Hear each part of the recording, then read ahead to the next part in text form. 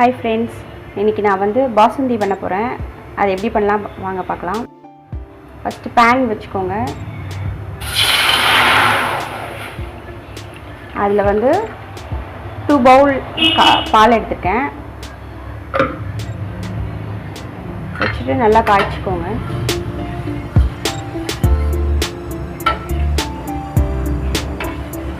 இது காய்ச்சிட்டே இருந்தீங்கன்னா திக் ஆகும். ஸோ திக்காகிற வரைக்கும் காய்ச்சிட்டே இருக்கணும். இந்த ரெசிபி பார்த்தீங்கன்னா சட்டுன்னு ஒரு 10 மினிட்ஸில் பண்ணி முடிச்சிடலாம். யாராவது வீட்டில் கெஸ்ட் வந்தாங்கன்னா எப்பவுமே பால் கண்டிப்பாக வீட்டில் இருக்கும். ஸோ ஈஸியாக பண்ணிடலாம் ஒரு 10 மினிட்ஸில். ரொம்ப டேஸ்டியாக இருக்கும். பசங்களுக்கெல்லாம் ரொம்ப பிடிக்கும். நீங்கள் குழந்தைங்களுக்கு கூட செஞ்சு கொடுக்கலாம். ரொம்ப ஹெல்த்தியும் கூட. அது மாதிரி கலந்து விட்டுட்டே இருங்க. அப்படியே கொஞ்சம் திக்காகி ஏடெல்லாம் ஃபார்ம் ஆகும். அந்த ஸ்டேஜ் வரைக்கும் நம்ம கலந்துகிட்டே இருக்கணும்.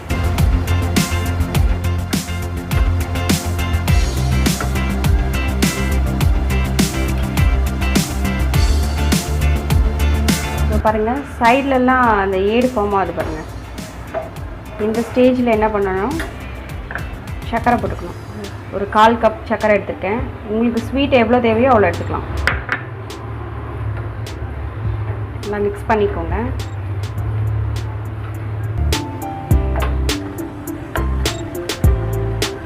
சர்க்கரை நல்லா மெல்ட் ஆனதுக்கப்புறமா 1 ஸ்பூன் பாதாம் மிக்ஸ் போடுறேன். 1 ஸ்பூன் இல்லை 2 ஸ்பூன் கூட போட்டுக்கலாம். கலந்துட்டே இருங்க. இது வந்து நல்லா ஒரு எல்லோ கலரில் கொடுக்கும். அதுக்காக தான் பாதாம் மிக்ஸ் நான் ஆட் பண்ணியிருக்கேன். டேஸ்டியாகவும் இருக்கும். நெக்ஸ்ட் வந்து பாதாம் அப்புறம் முந்திரி ரெண்டும் பொடிச்சு வச்சுருக்கேன். அதை நம்ம ஒரு 2 ஸ்பூன் போட்டுக்கலாம். போட்டு மிக்ஸ் பண்ணிக்கோங்க.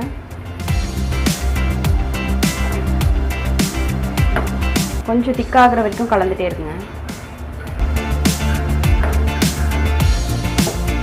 பாருங்கள், நல்ல ஒரு எல்லோ கலரில் ஃபார்ம் ஆகிட்டு வருது.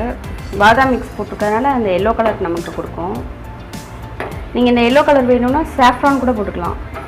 குங்குமப்பூ நல்லா அந்த மாதிரி திக்காக வரணும்.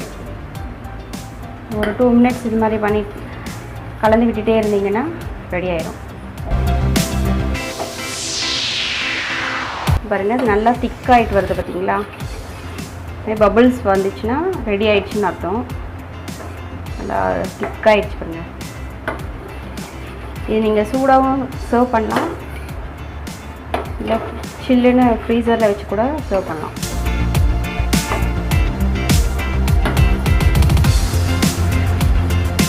டேஸ்டியான பாசுந்தி ரெடி.